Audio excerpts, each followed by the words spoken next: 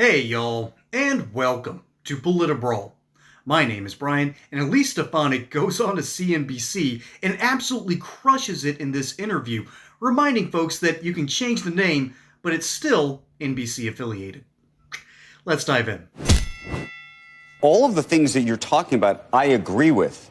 The harder part is I don't know if the government should be imposing that on a private institution. Now, yes, you're saying to me, well, we have these taxpayer dollars and we can use them how we want. I don't know that the American taxpayer has voted to change the way the university operates itself. And so, and one last piece. I would push back on that because this was a determinative issue in this last election cycle. People paid attention to higher ed, and they're very concerned that billions are going to these institutions, and they're not standing up for American values. But let me ask you about talking about American values. I think one of the things that's made America great is a lot of the people who have come out of these universities, including Harvard, who've done amazing things for this country. So Jennifer Doudna created CRISPR. She's a PhD graduate of Harvard. These are, by the way, science programs that are going to get defunded. Okay, Eric Lander, who managed to actually sequence our DNA, is a graduate of Harvard. I can go down the list of people who have managed their way in and out of Harvard. And by the way, taxpayers have effectively subsidized that. And I think, by the way, that is a great thing. If you look at the letter from the Trump administration to Harvard, in the first line, it talks about academic excellence and scholarly pursuits. What these schools have pursued in sort of this race to far left, this propping up of anti-Semitism, is the opposite of that. So those examples are prime examples. But again, we need to make sure that the schools are focused on that and being good stewards of U.S. taxpayer dollars and not propping up this ideological bias and, frankly, this anti-Semitism that has put students at risk. And you made the point. People are voting with their feet. Look at the matriculation rates. But I like the idea that the free market can do that. I think, and by the way, I like that you're raising these issues and highlighting them for the public. I think it's harder when when the government is effectively implementing these things. And let me just take it one step further. We're just not implementing. Let me take it one step further. These are requirements with our taxpayer dollars. I understand, but they're not entitled to that. But let me make it even more complicated.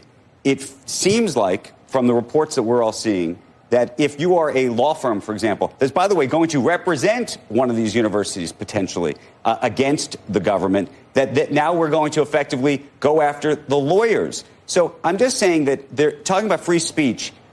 It just becomes very complicated because what's really happening is we're trying to enforce certain types of speech. And I'm saying I don't like this other speech. I hate this other stuff. The only time these schools have testified when it comes to protecting of free speech, again, these schools are ranked among the lowest when it comes to protection of free speech. I've experienced that myself when I was removed from a board of Harvard for giving a speech on behalf of my constituents on the House floor on election integrity issues.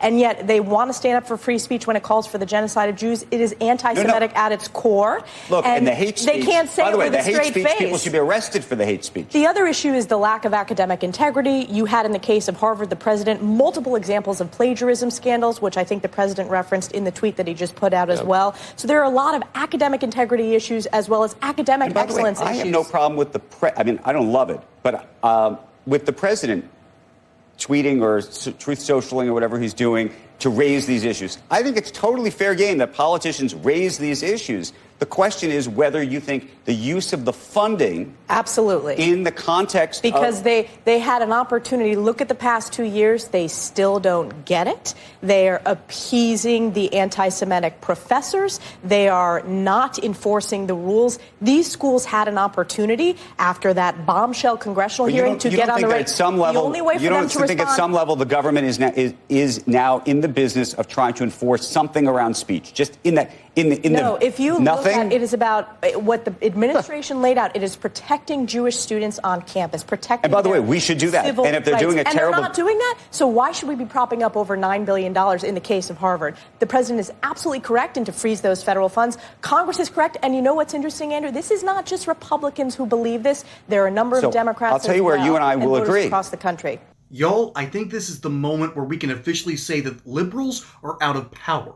Now, it's not just because Trump is in office or Elise Stefanik is talking like the way she is on CNBC. No. It's what is revealed in the subtext here. What's going on is this dude on CNBC is trying to talk like a libertarian. The last time liberals talked like this was 20 years ago, during the Bush years. I know it, I was young enough to remember it, and I heard the rhetoric. I watched The West Wing, at least when I could sneak an episode in, because my parents didn't allow me to watch the Aaron Sorkin slop. The reality is, when liberals start talking like libertarians again and start talking about, well, this is government overreach, that's when they know that they have screwed up something somewhere, and that government overreach is trying to correct a major problem that they have screwed up. Harvard and our Ivy League schools should be the cream of the crop, but what they have done is that they have allowed poison's not the right word, toxin's not the right word, but they've allowed a sort of weird paralysis to set in. And is slowly creeped into their appendages, and it makes them impossible to do what is necessary in order to educate people. And the reality is, half of the Ivy League schools are legacy funded, okay? Which really means that it's all these rich families up in New England that's managed to keep their money, and they send their kids there so they can go into these little after-school programs, for lack of a better phrase, and hang out with their buddies. Hey, y'all. Experts say they rig the markets, print the money, and manipulate the system. But here's the truth. They can't print gold. While the dollar weakens, physical gold and silver stay real, tangible, uncontrolled. When banks go digital and emergencies lock you out of your own funds, gold and silver won't need an internet connection or government permission. Their value is outside the system, a time-tested insurance policy against tyranny, inflation, and economic resets. So don't wait until the trap is sprung. Own what the elites hoard behind closed doors. Physical gold and silver, off the grid, because when the system fails, real money talks. And to help you learn more about owning physical gold and silver, we have partnered with the great company Goldco, which supports this channel, which we deeply appreciate. So check out politburalgold.com for more info, and see if you might even qualify for free silver.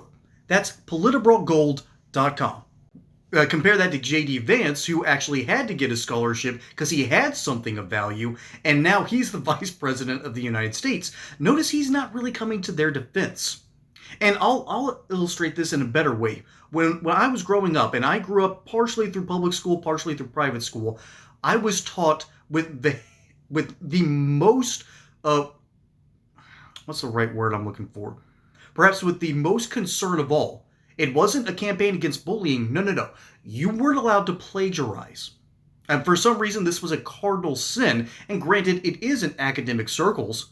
But if you aren't in those academic circles, no one understands what that means.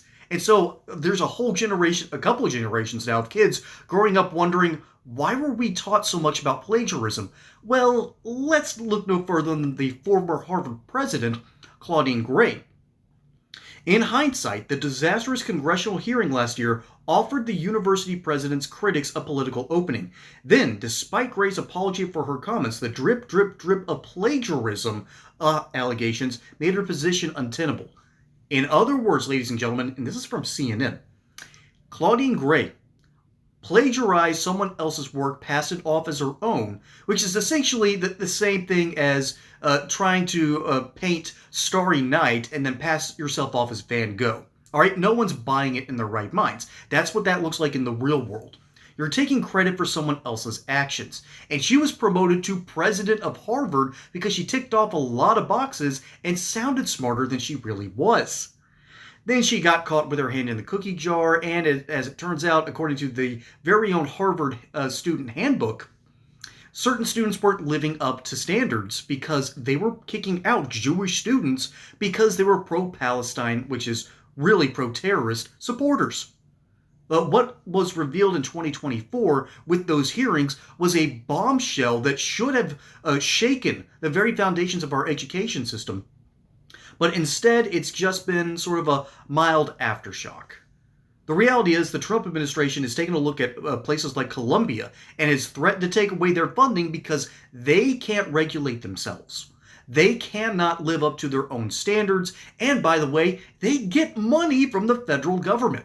So CNBC has missed the mark here. This dude is talking like a libertarian saying, don't tread on me, when the reality is other people are treading on him time and time again because instead of standing up for his actual beliefs, he allows himself to be completely trodden upon. Elise Stefanik is simply making the point that, hey, when we're giving federal money to the places that are hurting the future of this country, maybe the federal government has a responsibility to say, we're pulling the money away from you. You should not be educating our children. This is a good thing, ladies and gentlemen. And as much as I want to say, as much as what little libertarian DNA I have within me is screaming, do not allow government overreach, instead, we're also seeing basically the idea of the moving forward is a great thing. Progress is a good thing. Well, moving forward is not good when you're standing on the edge of the Grand Canyon.